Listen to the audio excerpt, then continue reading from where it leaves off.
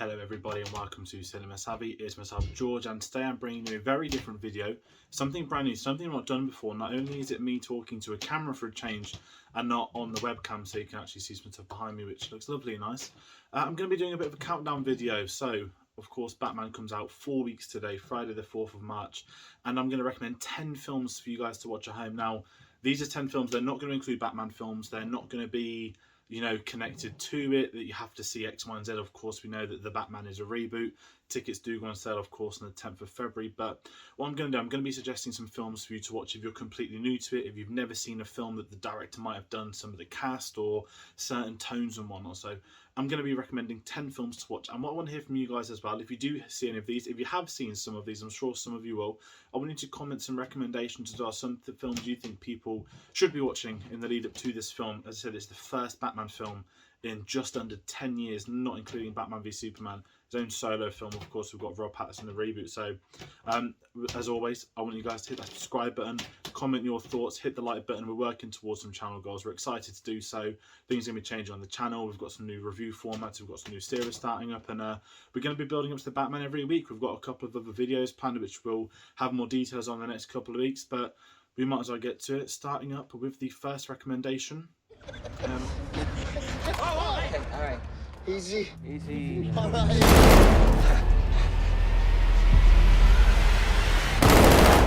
This is a bit of a cheat. This is 2 recommendations. This is going to be Dawn and War for the Planet of the Apes. Of course, the last 2 films that Matt Reeves directed.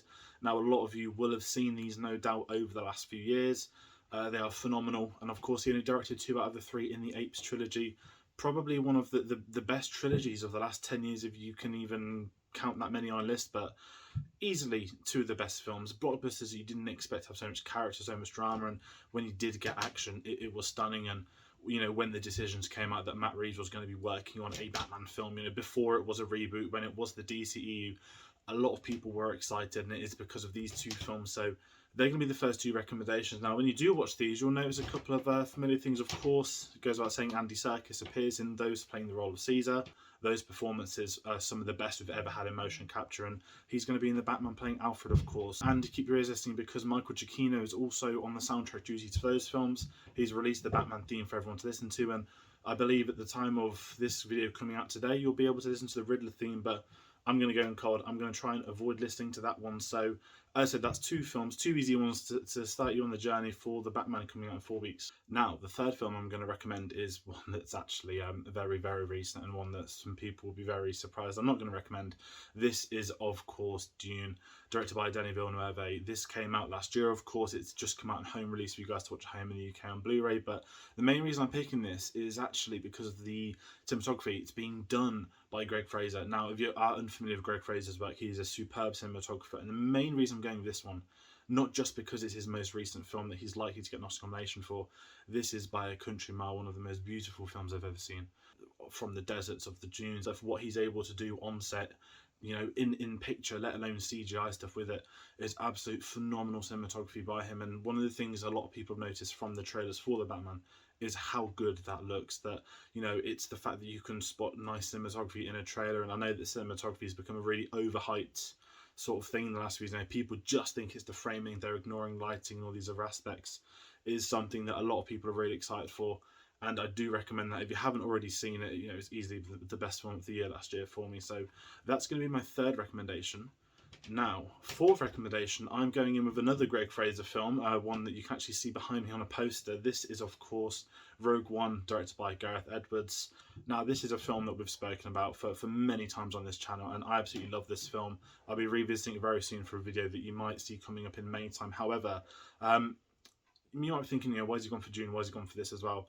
Now, with Rogue One, it's about the action. Now, it's a fantastic film, but the cinematography picking it as why you should watch that before that, the Batman, is how Greg Fraser shoots those action set pieces. Now, it has those action elements. You've got the scenes of the X-Wing on Edu, all the rain. It's not noir as such, but what you can see visually is things that we are bound to see in the Batman. That's why there's on that. And also, I'm going to give another shout out to Michael Giacchino, who, of course, did the Rogue One score. And I think he is the hidden gem for the Batman. His track record of films is superb. I think he's got 4 on the way this year. I mean, he's got the Batman. He's going to be doing Lightyear. Obviously, he's just done Spider-Man that's come out. He's going to be doing Thor, the new Thor film. I know there's not been a trailer. I know that he's not doing Doctor Strange, which is a shame. But Michael Giacchino is going to absolutely smash this film. I'm so excited to see him take on a Batman film, and his just track record is really worth seeing. And there's a really big thing about Rogue One that not as many people sort of realise now. This was the first non-John Williams, Star Wars score film live action. I'm not going to include the Clone Wars from 2008. That is not easy shoes to step into. Yet Giacchino made it his own, whilst it fitted in perfectly within that world. And obviously being set so close to Episode 4, you really couldn't differentiate it too much. But Giacchino came in, I think he had 6 weeks total to even score it, and he gave us one of my favourite Star Wars soundtracks. I mean, they're all pretty much phenomenal soundtracks at this point in time, but Giacchino really paved the way for other people to do so. And just listening to Rogue One, you'll know the scenes, the big scenes, the Vader scene, the scene that followed that from. There's so many wonderful score components in this, and if you want to see what Giacchino can do, you're going to get that in Star Wars. These action set pieces, we know he'll deliver Batman, but it's the quieter moments. It'll be the moments of reflection of Bruce Wayne, where he's really going to come into his own, and that's what's very exciting. So the fifth one's a very interesting one. It's a David Fincher film, and I know a lot of people have been throwing around Zodiac recently, and I almost had it in this list, I'm not going to lie. Zodiac was one of the films I thought, I'm going to see this before Batman, and you kind of have to see Zodiac. That's what people are telling you, go watch Zodiac. But I'm not going to tell you to watch Zodiac. I'm actually going to put you forward to a better David Fincher film. I'm going to tell you to watch Seven. Now, Seven is one of my favourite films of all time. If you haven't seen it, I'm not going to say anything. If you have seen it, you might know exactly what I mean. It has suspense, it has thrilling moments, devastating moments, horrible moments. It is one of the most uncomfortable viewing experiences I've ever had. And a lot of that comes down to not just the story, but Fincher creates this world, and I'm going to use the noir word again. Some people frame it as noir. I don't see it as that, but when you get these certain scenes, and you know what I'm talking about, it'll be the bed scene for those that do know. It can make you jump, it can make you fear, but it's the environment, it's the creating of the environments that you can take into this. And this is where I sort of go from Zodiac to this, where looking at these trailers for the Batman, so many people throw around like the Arkham games as a template, which I see. I know Rob Pattinson spoke about Mask of the Phantasm. Personally, I see these sort of crime films, these uncomfortable ones, as a really segue into them being able to bring in some of these characters. And I have to recommend Seven for that in front of Zodiac. Just the world building, what you're able to go, and you feel like you can smell the room, and they're smelling bodies and scenes and stuff. And there's quite an unnatural circumstance in that film, and I think we're going to get something similar with this Batman film, and that's what I'm really hoping for. So that is my fifth recommendation. That is Seven. What's in the box? What's in the fucking box? Now we're going to move into some of the stuff for the cast. Following on from Seven, I've actually got something very similar. If you're not familiar with Paul Dano, I apologise, I always get the pronunciation wrong. He's of course playing the Riddler in this film. I think it's casting that everybody around the world was excited for when they've seen it. If you'd seen any of his films, you would know exactly what kind of actor they've got and what type of Riddler they're going to do. It's not going to be a Jim Carrey type, as great as that was. We're going to get something very different, and this is why I'm recommending for you to watch Prisoners. Galaxy. Now, a lot of people are saying, There Will Be Blood, and he is phenomenal in There Will Be Blood. But Prisoners is another Denis Villeneuve film, actually, that I really recommend. It's uncomfortable viewing. It's a crime film, and essentially his character is this person that is accused of abducting these two children. I'm not going to say anything more in that case you've not seen it, but what Paul Dano can do, he brings in this really, really uncomfortable vibe, and you don't know if you're afraid of him, you don't know if you're feeling sorry for him. He's able to convey all these emotions in his performance, and it's a very, very challenging film to watch. I think Hugh Jackman is amazing in this. Jake Gyllenhaal's in this film as well. Obviously he's also in Zodiac, not that I recommended that now, but this is a film where I think if you want to see him in something, if you've never seen a Paul Dano film, this is the one I think that's going to be best watching before this film. As I said, a lot of people are saying There Will Be Blood, but for me personally, from the vibe and what we're going to get from the Batman, I have to recommend Prisoners. Why was the RV parked outside the house? I went for a drive. Now, the seventh film I'm going to be recommending is one that's very different. If you're familiar with the channel, you'll know that I'm not a massive Wes Anderson fan. However, I'm actually going to suggest a Wes Anderson film for people to watch at home, as funny as that is.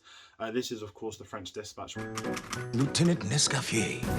He is fanatically celebrated among cooks, cops, and capitains, not to mention squealers, stoolies, and snitches, as the great exemplar of police cooking. The French Dispatch, I'm mainly recommending for Jeffrey Wright. Now, Jeffrey Wright is a fantastic character actor. If you've seen, obviously, No Time to Die, Casino Royale, there's so many films. Westworld, I know he's one of the main characters in. He was in What If last year as well, the Marvel thing, in an animated role. He's a very underrated actor.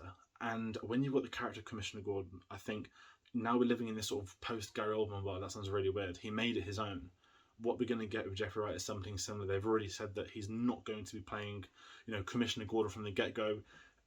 I'm going to assume they do some Gary Oldman type storyline where he's going to get a promotion over the course of 1, 2, or 3 films, but Jeffrey Wright as a character actor, I think is a very, very good actor, and the reason I've gone for The French Dispatch is that he essentially gets to play a leading role. So the film is split into 3 different stories, as many of his Anderson films always are, and he's the headliner in his one. So you could even just watch a third of that film if you really wanted to, but the Jeffrey Wright stuff is the most interesting. He's phenomenal, and ironically, it involves a police commissioner in that start of the storyline, so I recommend The French Dispatch just based on a Jeffrey Wright film to watch.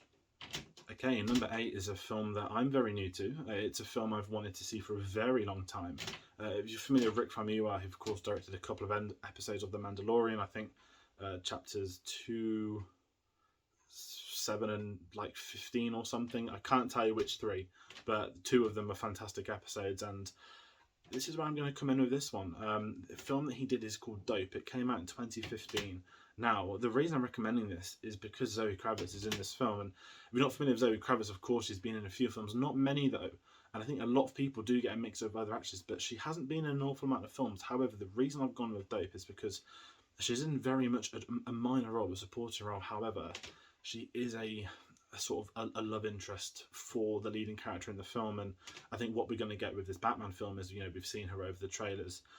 Obviously, she's not going to be as marketed as Robert Pattinson is, of course, but it feels like she's going to be the character we see the most after him, and that's a really interesting thing moving forward. If this, hopefully this does become the trilogy we're being told it is, but we're getting a trailer called The Bat and the Cat and all that kind of stuff. So Zoe Kravitz is going to have a very important role in this film. That's why I'm recommending her in this film, sort of playing this very intriguing character, a love interest that we don't see too much of, but there's a story in there with her and how she fits into it. So this is a completely offhand recommendation for anybody. It could have easily said X-Men First Class, but everyone's seen X-Men First Class, so this is where I'm coming from. If you want to watch an indie film, a film that's very well directed, and if you're a bit of a Star Wars fan, it's a really great background. And overall, it's a fantastic film. It's very different. It's very funny. It's a coming-of-age drama. It involves kids, drugs, all that kind of stuff, all the mischievous stuff, and Zoe Kravitz is very good from the scenes we get with. So that is why I'm recommending that as my number 8 choice. You gonna say something or just stare at me? A bad day for most geeks would be being the butt of jokes. Some brother really needs to invent an app like Waze to avoid all these hood traps. I've got 2 Rob Pattinson films, and anyone familiar with this channel knows that I'm going to recommend a Christopher Nolan film at any point I can, so we might as well get out of the way. Number 9, Tenet. Rob Pattinson is absolutely phenomenal in this film. In many films, I don't even dislike Twilight as much as most, but there's an amazing quote going around to Matt Reeves where he said that everyone that complained about Robert Pattinson being cast as Batman hasn't seen a Robert Pattinson film since Twilight, and everyone excited about Robert Pattinson has seen Robert Pattinson film since Twilight. And this is where the next 2 films are going to come from. Of course, Tenet is, it is a phenomenal film as an action set piece. It's mind bending, all that kind of stuff. We built up to it for a month. We didn't have a clue what we were doing after the first viewing. So maybe you've seen it, you don't know anything about it, you can't remember it, it didn't make sense to you. Why don't you go and rewatch it ahead of this film? Because the main key here is Robert Pattinson in action. So he's had all these fantastic dramatic roles. Good Time we spoke about on the channel before. I did think about that, but I've opted for another one for performance for the next recommendation. But we get to see him doing action in Tenet, and the thing is with a Nolan film, it's all in camera. They had to learn to do stuff backwards, and him in the role of Neil is very, very good in the film.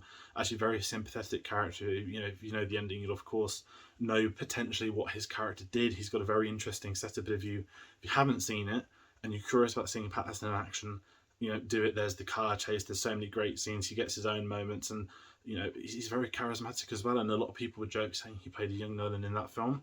He has the haircut, he has the suits, he even has the tea at some point. But that's what I'm recommending, just to get an action film out of the way, and of course to revisit a Nolan film. You want to crash a plane, but not from the air. No, it's so dramatic. Well, how big a plane? That part is a little dramatic. And finally, the 10th film I'm going to be recommending, I think is one a lot of you may be familiar with. If you're not familiar with this, I urge you to watch it. It's uncomfortable viewing, but this is, of course, The Lighthouse, starring Robert Pattinson and Willem Dafoe, released in 2019. Rob Eggers' second film. My word, I don't even know where to start with this film.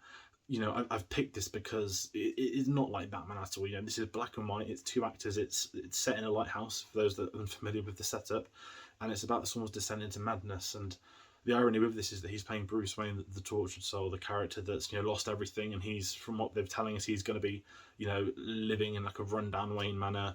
He's never recovered. He's psychologically destroyed. But you kind of want to see the process of that happening. So this is where I'm going with this film. If you want to see a Robert Pattinson performance that he didn't turn into Bruce Wayne, obviously, at the end of the film, but if you want to see this sort of character arc performance coming into it, and then it's a very well shot film. The cinematography is superb. I think it got an Oscar nomination, but it's got a wonderful soundtrack and a lot of other things, and it's Willem Dafoe as well, absolutely smashing it with Rob Pattinson. So that's going to be my final recommendation. This is more of a performance driven piece. If you have seen it, you'll know what I mean, and it's uncomfortable viewing, and I think that's something you want. He's playing the main character of Batman, and that's not, you know, not many people have done it. You can probably, 6 or 7 at a push, I think, in live action at least. And you know, we're seeing these different takes on it as every year goes by. It's almost like James Bond. Maybe that's a discussion for another time, you know, how each iteration of Batman is going to be different. And with this one, I think we're going to see a very fractured Bruce Wayne, not the level we saw in the sort of Batman Begins type, you know, where we had this playboy. I don't think we're going to get any of that. I think we're going to get this miserable, depressed Bruce Wayne that's living for nothing, yet as Batman he's living for something, which is, you know, as they've said, it's far more like the comics were back in the day. And obviously the films, you know, it's not year 1, it's being set in year 2. We're going to get at least an advanced Batman in that method, and I want to be able to see some of that madness, and that's where The Lighthouse kind of comes into it, and backing up with the action is where I picked 10 out, of course. So that's going to round out my 10 films to watch before the Batman comes out. I'm very curious to see what you think. If you've seen all these films, maybe comment some that we might not have covered. Maybe comment some you think should be recommended instead. Anything by some of the other actors, actresses, all that kind of stuff. Director, obviously Matt Reeves has done more than the Apes films. I do recommend some of his other stuff. You know, as I said, please comment it. This is a very different video. We've not done these before. They're very different to do. And we've got a lot more Batman stuff coming on the way. It's coming out in 4 weeks today. And of course, we've got other videos. We're going to be doing some tier lists as well. We did that for the Bond stuff, which was really good fun. We're excited to announce who we've got coming on for that for us. And the details of what those tier videos are going to be. There's going to be 2 of them, which we're allowed to say. So please do keep it coming. Hit that subscribe button. And if you want to follow us, you want to find out more about our videos, what we do, get us on our social medias. That's Twitter @cinema_savvy, Facebook and letterboxd.com/cinemasavvy. And we have a link for TeePublic in the description below where you can pick up some of our merch. But as I said, we're building up towards the Batman now. I'm excited to go on this journey with you all, and I can't wait to see the film, so be sure to see us on the next one. Thanks for watching.